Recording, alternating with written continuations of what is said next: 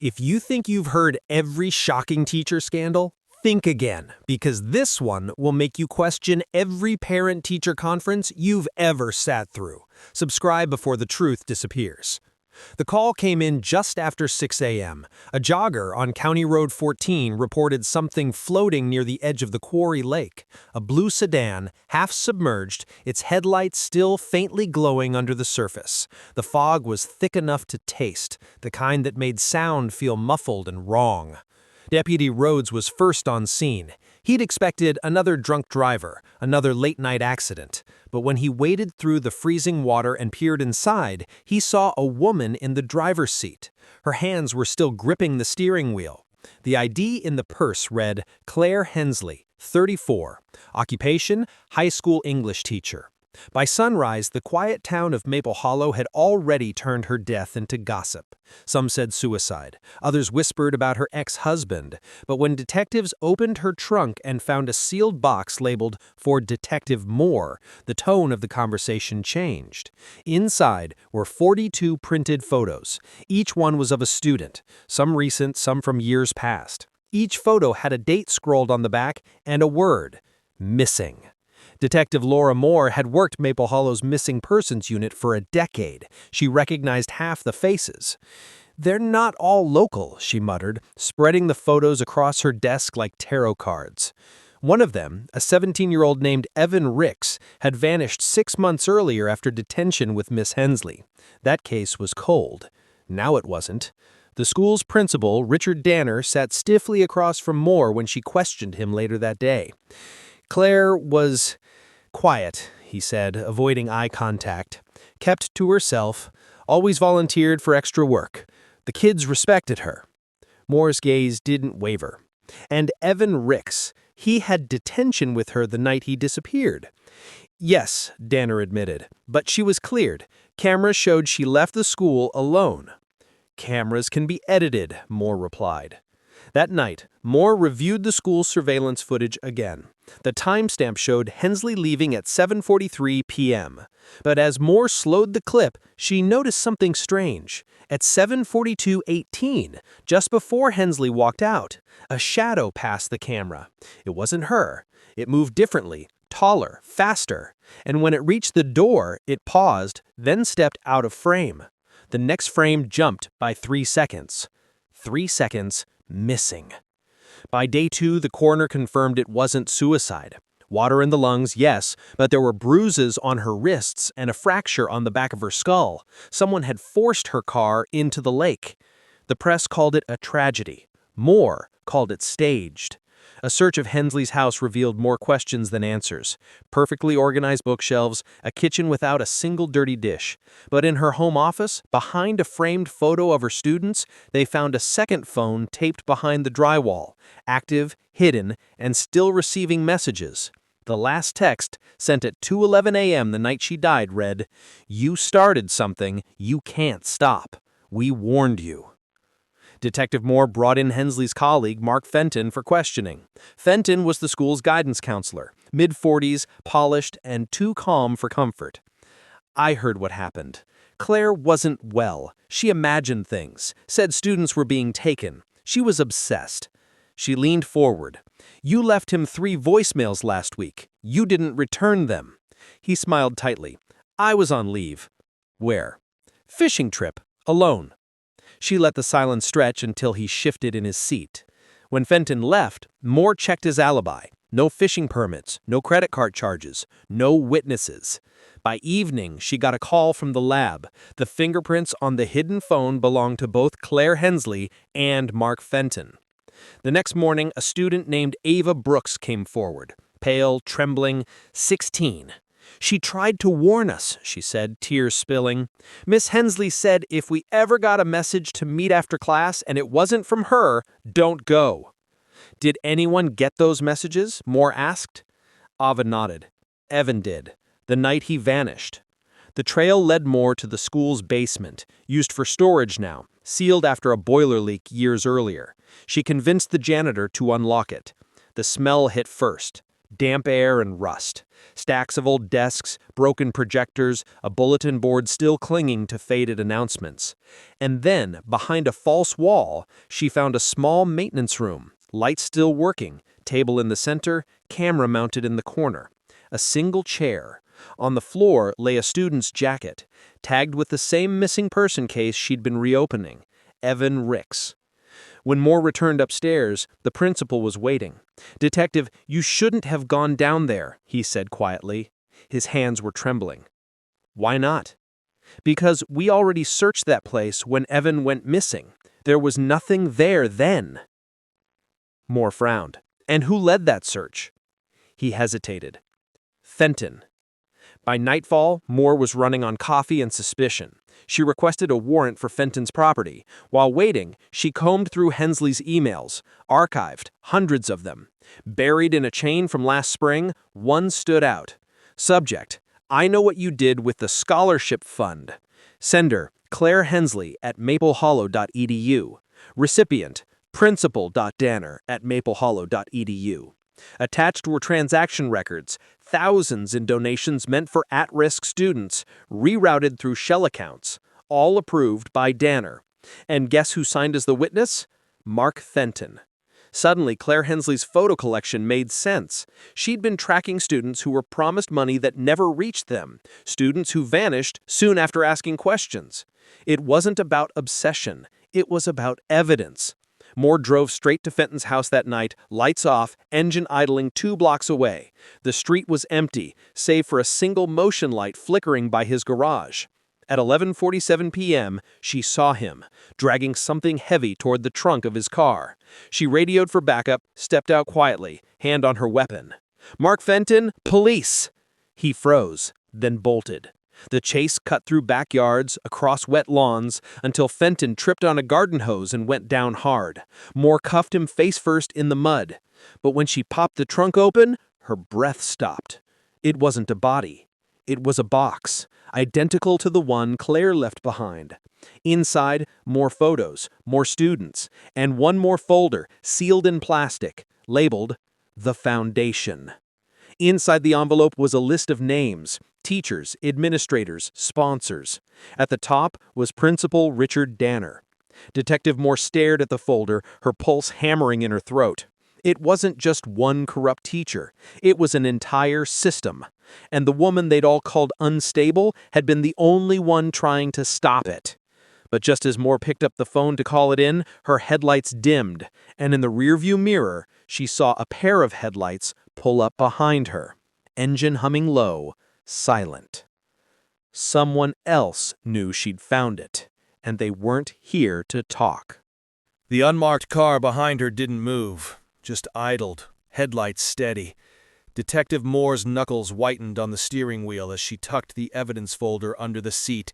She reached for her radio, static, the same kind she'd heard on the lake call days before, the same eerie distortion that seemed to hum when things were about to turn bad. Then the car lights blinked once, and the engine roared to life. It sped off into the darkness. Moore exhaled, her heart racing, and turned the ignition. She needed to get the folder to the station before anyone else realized what she had. But halfway there, her phone buzzed. An unknown number. A text popped up. "Detective, you're looking in the wrong direction." Then another. "The Foundation doesn't forgive curiosity." Her eyes flicked to the rear view again. Empty road. She hit the gas. At Maple Hollow Police HQ, the night shift was thin. Sergeant Klein, a veteran with a gut full of coffee and cigarettes, met her at the door.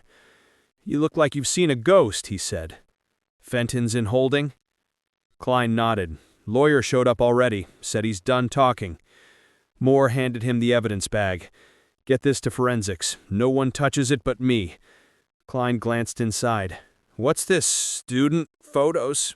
Donations?" "Worse," Moore said quietly. "It's a cover operation." The interview room camera caught everything. Fenton sat across the table, jaw tight, knuckles pale. "You think you've done something noble," he sneered. "You don't understand what Claire was part of." Moore leaned forward. "She died because she tried to expose you." "No," he said, smiling now. "She died because she tried to expose them." Moore didn't respond. She let him talk. "She came to me last spring, said the foundation was fake, said the scholarship fund was being used to recruit students, special ones, smart, isolated, easy to manipulate. But they weren't hurting anyone. They were selecting." "Selecting for what?" Moore asked. He looked up, eyes cold. "You'll find out soon enough." By dawn, Fenton had lawyered up completely. The DA wanted him charged with obstruction and fraud. Moore wanted him for murder. But before the paperwork could be filed, Klein burst into her office. "Detective, you need to see this." Security footage from the holding area flickered on screen. 5:42 a.m. Fenton pacing. 5:44 he sat.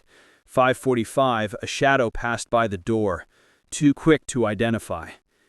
When the guard opened the cell at 6:01, Fenton was slumped on the floor, no pulse. Autopsy later confirmed cyanide, hidden in a cufflink. The official report said suicide. Moore knew better. Someone had gotten to him. That morning, the town's mayor called an emergency press conference. The death of a teacher, now tied to unfounded corruption allegations, was spiraling fast. Reporters surrounded the station. Cameras flashed. The mayor spoke like he was reading a pre-written script. "There is no organized criminal operation connected to Maple Hollow High or its staff. We ask the public to remain calm." Moore watched from the back of the crowd, jaw clenched. She noticed Principal Danner standing behind the mayor, hands folded neatly, eyes fixed straight ahead. When the cameras turned off, Danner looked directly at her and smiled. That night, Moore couldn't shake the feeling she was being watched. The foundation folder had been copied to a flash drive, and she'd hidden the original in her locker. As she poured herself coffee in the break room, her phone buzzed again. Unknown number. A single image this time. A school hallway. Her own daughter walking to class.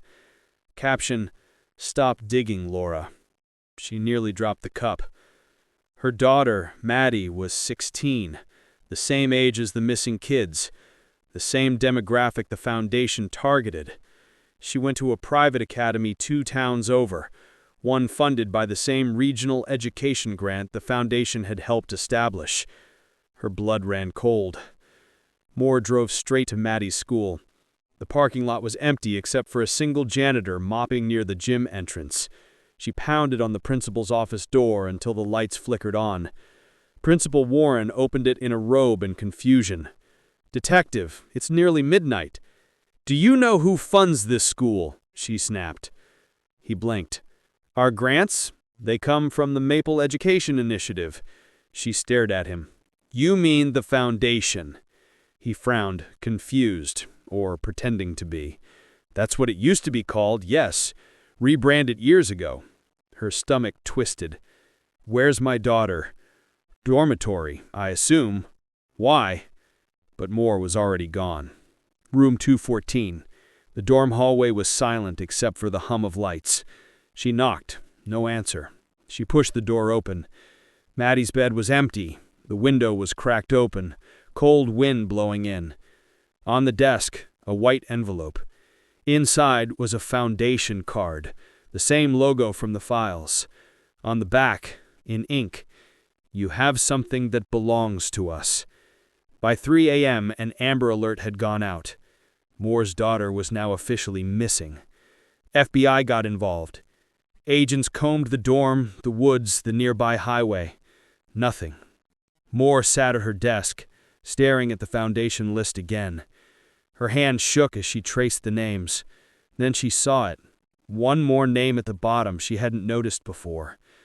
Dr. Charles Werner, Director, Pine Brook Learning Center, a small rehabilitation facility for troubled teens on the outskirts of town. Claire Hensley's last known substitute assignment before she died. She drove there alone. The Pine Brook sign was half collapsed, hanging crooked under a broken light. The main gate was open. The place looked deserted. Moore stepped inside, flashlight sweeping the walls. Empty rooms, medical files scattered, the faint smell of disinfectant still lingering. Then she heard it. A phone ringing, distant, from down the hall. Room 6B. A single desk phone sat on a counter, ringing endlessly. She picked it up. Detective Moore? Static. Then a voice. You shouldn't have looked for her here. Where is my daughter? She demanded. Ask Danner. He knows how it started. The line went dead. Moore turned toward the door and froze. Someone stood in the doorway. Principal Richard Danner. His tie undone, face pale but calm. Laura, I told you, some things are better left untouched. You took my daughter? He sighed. You made this difficult. We were going to let it die with Claire, but you kept digging. Where is she? He smiled. She's being evaluated. Same as the others. You should be proud. They selected her. Her pulse roared in her ears. You're running a trafficking ring under a scholarship fund? He laughed, not cruelly, but almost pitying. You still think this is about money? The foundation funds research, behavior studies. The students aren't victims, detective. They're participants. Involuntary participants? She hissed. Progress always demands sacrifice. He reached into his coat pocket. Moore drew her gun instantly. Easy, he said, pulling out a flash drive. This is what you want. Take it. But understand, once you see it, you'll wish you hadn't. He dropped it on the floor and backed away. Then, before she could stop him, he bolted out the side door into the trees. Moore snatched the drive and ran after him, but by the time she reached the edge of the forest, Danner's car was already speeding away. She fired one shot at the tires. Missed. She looked down at the flash drive in her hand. If what he said was true, this was the key to everything, and maybe the only way to find Maddie alive. At sunrise, Moore sat back at her desk. She plugged the flash drive into her laptop. The screen flickered, then loaded a series of video files, all time-stamped, labeled by year.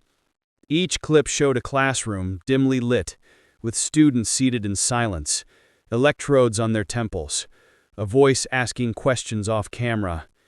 Do you feel safe? Would you trust your teacher? Would you keep a secret if it meant protecting someone? The final file was labeled Maddie.mp4. Her hand hovered over the mouse. She clicked play. The footage opened to a dark room, her daughter sitting in a chair, eyes wide, staring straight at the camera. And behind her, a shadow moved. A familiar voice whispered off camera, Detective Moore, we've been expecting you. The file played for 20 seconds before it froze. Maddie's voice, soft and uncertain, echoed from the speakers. Mom, if you're watching this, they said you'd come. Then static. The image glitched, lines of digital distortion running down the screen. Moore hit pause, her hands trembling. The video timestamp read 2 hours earlier, meaning it was filmed that same night. Maddie was alive. But where? Moore scrubbed through the rest of the footage. Between the static frames, she caught glimpses, metal walls, faint humming, a control panel. On one frame, she spotted a faint reflection in glass, an emblem, the same was on the foundation folder, a circle enclosing a triangle. Below it, 2 words, Project Meridian. She'd never heard of it before, but when she searched the station's database, the name didn't exist anywhere. Not in local records, not in federal ones. It was as if the project had been erased. At 4 a.m., she called Sergeant Klein. I need a trace on this logo, anything connected to the name Project Meridian. Klein hesitated. Laura, you're supposed to be on leave. The chief said... I don't care what the chief said. They took my daughter. An hour later, Klein returned with a file, half redacted, classified markings all over it. Only reason I found this is because my cousin works at the state records office. But, Laura, this isn't a local case anymore. The report dated back 8 years, a research initiative supposedly funded by the Department of Education. Objective: behavioral conditioning of at-risk youth to improve compliance and emotional control. It was shut down after 2 participants died during a trial. The project lead's name? Dr. Charles Werner, the same name on the foundation's payroll. Moore didn't wait for backup. She packed her Glock, flashlight, recorder, and the drive. Then she drove to the last known address listed for Werner, an abandoned hospital 30 miles outside town. Fog hugged the highway like smoke. The building emerged from the darkness, tall, windowless, fenced with barbed wire that had long since rusted. The front door hung open. A faint light pulsed inside, like a heartbeat. Her boots crunched over broken glass as she stepped in.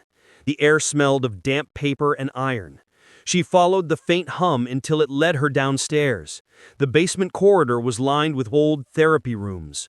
The walls were covered in peeling posters about focus, discipline, and trust. Each room had the same setup: a chair, a camera, and restraints. Room 9 had power. Moore pushed the door open. The monitors on the far wall flickered to life, 6 feeds, each showing a different location. One of them showed her daughter. Maddie sat in a room with other teenagers, silent, wired to monitors, staring ahead blankly. A man stood beside them, adjusting a control panel. He turned slightly, white hair, calm expression. Dr. Charles Werner. Moore's voice cracked through the microphone on the console. "Werner, it's over. I'm here. Let her go." He looked directly into the camera, as if expecting her. "Detective Moore, you're early. We didn't think you'd come alone. Where is my daughter?" "She's safe for now. You should understand this was never personal. Claire Hensley volunteered to help us years ago.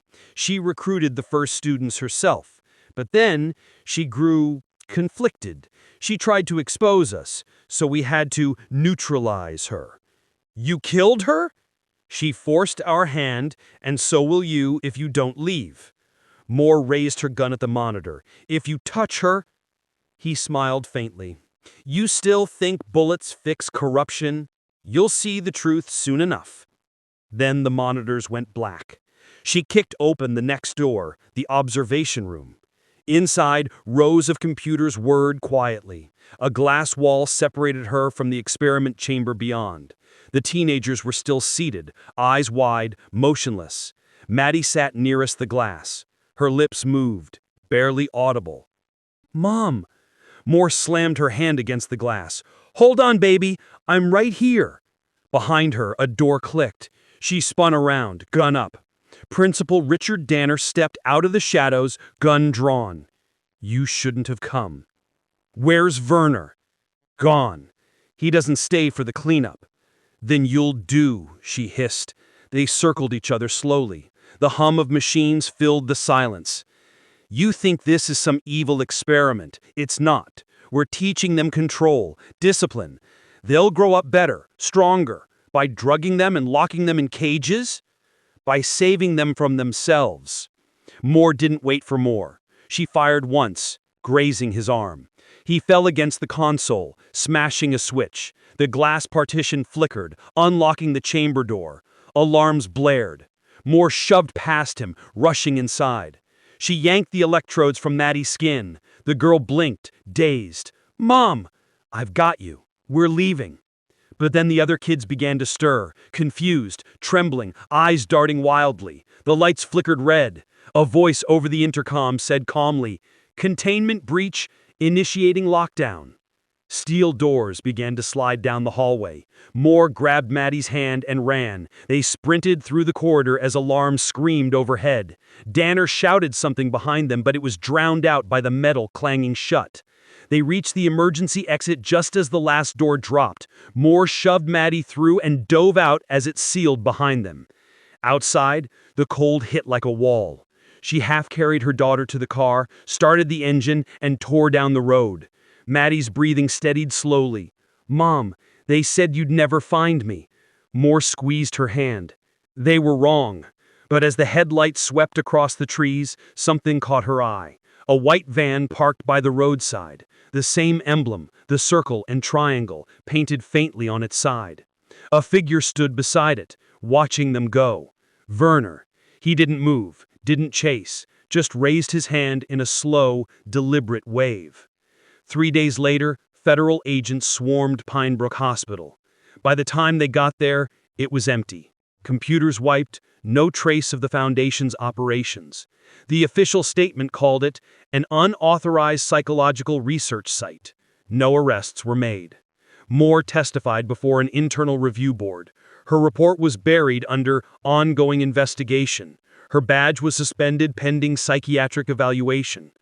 When she returned home, her daughter was asleep on the couch. The air felt too quiet. On the table sat a small envelope, no postage, just her name. Inside was a Foundation card and a single sentence. "Congratulations, detective. Your daughter passed." That night, Maddie woke screaming. Moore rushed to her side. "Sweetheart, it's okay." Maddie's eyes snapped open, but her voice wasn't her own. "They said you'd join us next."